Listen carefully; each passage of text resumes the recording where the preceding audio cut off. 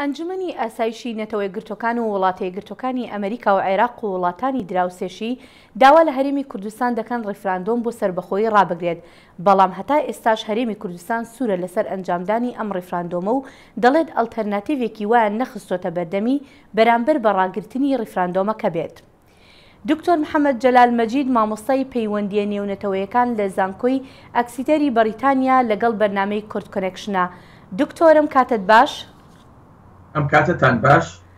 سپاس.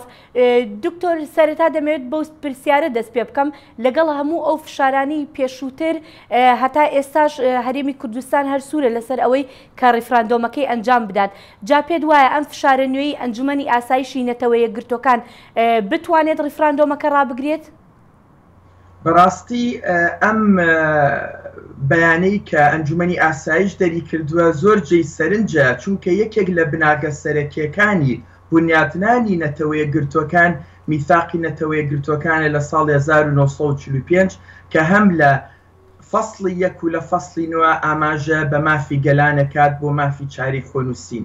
ئەمە لەلایەک و لەلایەکی تریشەوە بە بڕوای من ئەمە تەنها دووپاتکردن و دووبارەکردنەوەی بەیانەکەی وەزارەتی دەرەوەی ئەمریکایە کە دەرچوو و جگەلەوە کۆشکی سپی کە لە 15 مانە بەیانێکی دەرکرد و جارێکی تریش ئەوە بوو برەمگەک لە 4 هاتە کوردستان و لەگەڵ بەڕێز مەسعود بارزانیا کۆ بووە. تەنها ئەمە دووبارەکردنەوەی ئەو مەسجەیە بۆ ئەوەی لای سەرکردایەتی سیاسی کورد ڕوون بێت. بەڵێ باشە دکتۆر، لە هەردوو بەیاننامەکەدا ئەگەر ئێمە باس لەوەی با بڵێن ئەنجومەنی ئاسایشی نەتەوە یەکگرتوەکان و هەروەها ئەوەی وەزارەتی دەرەوەی ئەمریکاش بکەین، زیاتر ئاماژە بە شەڕی داعش و هەروەها نیگەرانیەکان لەمەڕ ئاسایشی ناوچەکە دەکرێت. جا تۆ پێت وایە لە ڕاستیدا ئەنجامدانی ڕێفراندۆمەکە مەترسیەکی لەو جۆرەی لێ بکەوێتەوە؟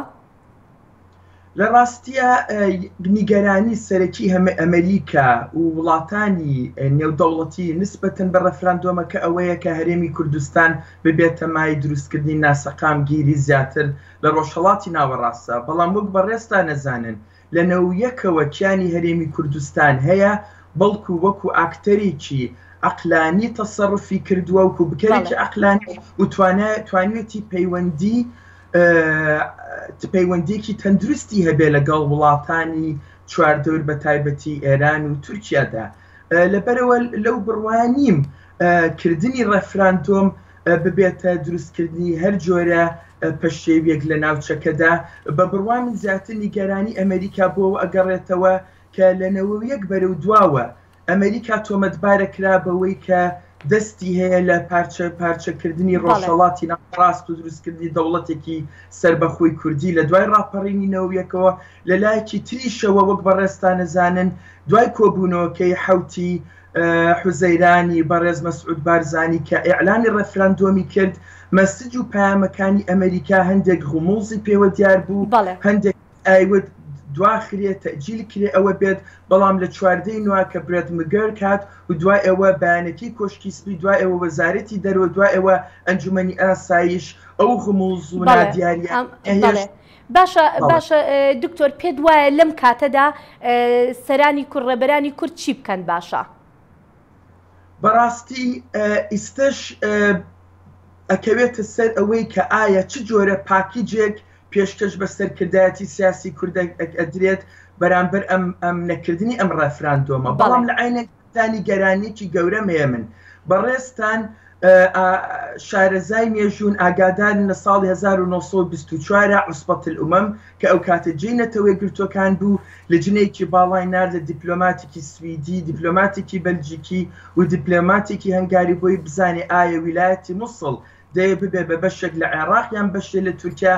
زۆربەی خەڵکی ئەو کاتە وتیان حەزمان لێی نییە ببین بە بەشێ لە هیچ ئامیان، بەڵام عێراق هەڵە بژێرین. بەڵام بەو شەرتە ویلایەتی مووسڵ نێرا بە عێراقەوە کە مافی کورتیانە بچەسپێ و ئەمە بە قەرارێکی عوسبەت الئومەم چەسپێنرا. بەس ئایا بەڕێز تەزانی لە 2026ەوە گەلی کورد چەندین مەینەتی بەسەر هاتووە؟